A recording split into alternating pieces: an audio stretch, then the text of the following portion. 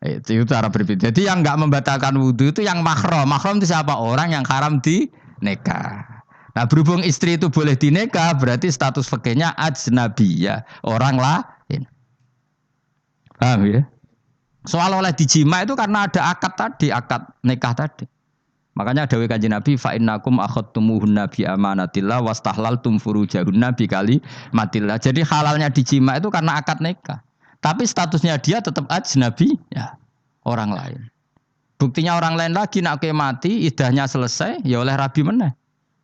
Engkau bojo keduanya mati nah ya rabi meneh. Makanya enggak tahu dia kalau di surga ikut siapa kalau nanti yang jelas gak melok sing neraka gitu. Dan makanya cawe itu ya enak. Misalnya Rabi Ruhil bun neraka, Rabi Mustafa bun neraka, Rabi Kifuat terakhir bun swarga ya melok Kifuat. Lah apa melok sing mlebu neraka?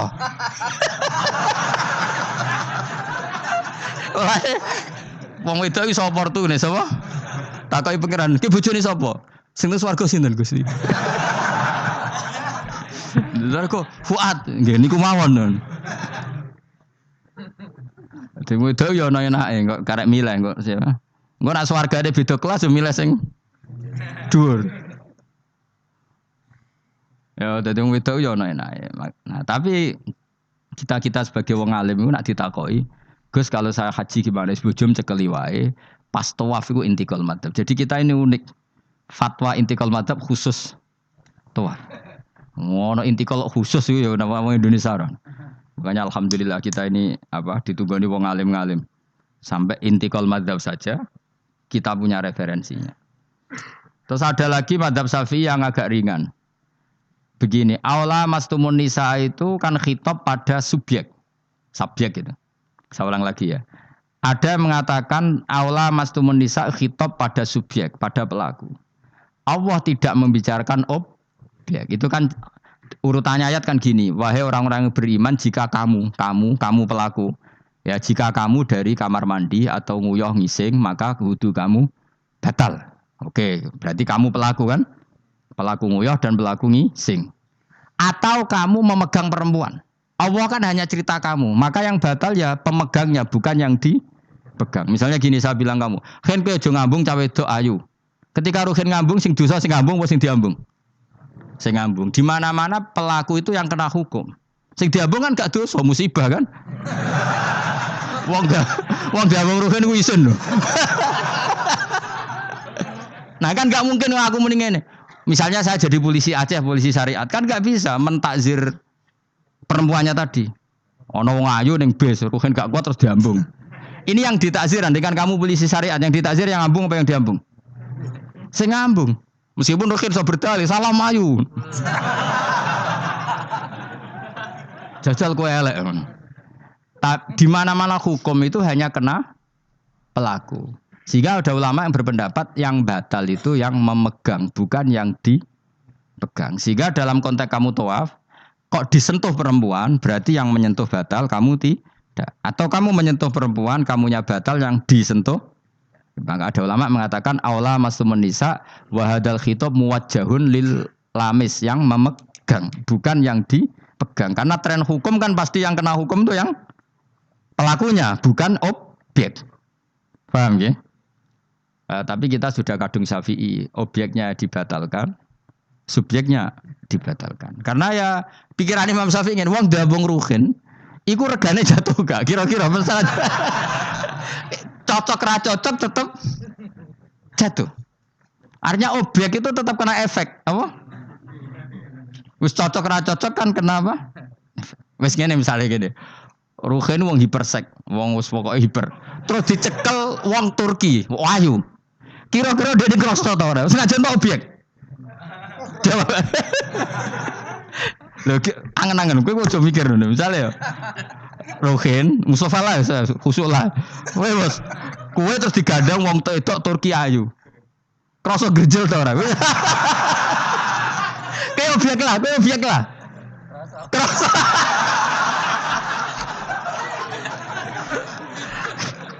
Maka karena tadi, makanya pikirnya Imam Syafi'i listiraqihima fil ladza. Meskipun objek pun kan ada rasanya. Oh, mesti udah setuju toh? Mungkin uteke do mesum. Ya oke coba wong elek kan. Misale terus kowe diambung wong Pakistan wayu. Kroso gak? Oh, elek selawase urip.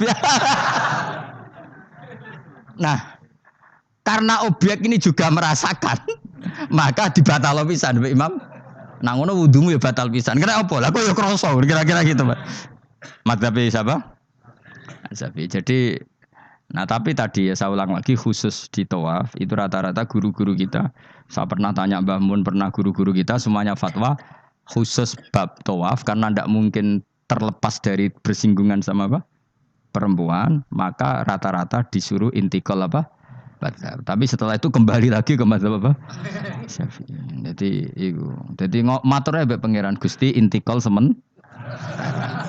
Nah Imam Syafi'i jare be pamit, Mbah sepunten Mbah niki darurat sipil ya.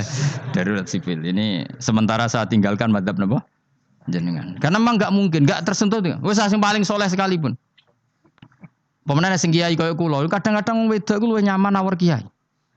Lho kula roh kiai tenan. Iku wong lanang wedok mulai setengah baya sing ayu sampai sing perawan sampai sing tuwa njuk gandeng kiai. Dadi entuk wong papat sekaligus.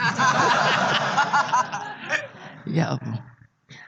Yuji nyali tenan, sing wong ayu setengah baya tak takoki, "Mbak, kok ora ambek bojomu?" Gus kula nak urusan ibadah seneng ambek kiai. Waduh.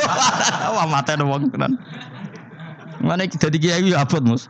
Mulane rasa dadi kiai gedhe. Kuwi ku penggemare kadang wong ayu bareng, repot. Kiai cilik kan penggemare rapati ayu biasa.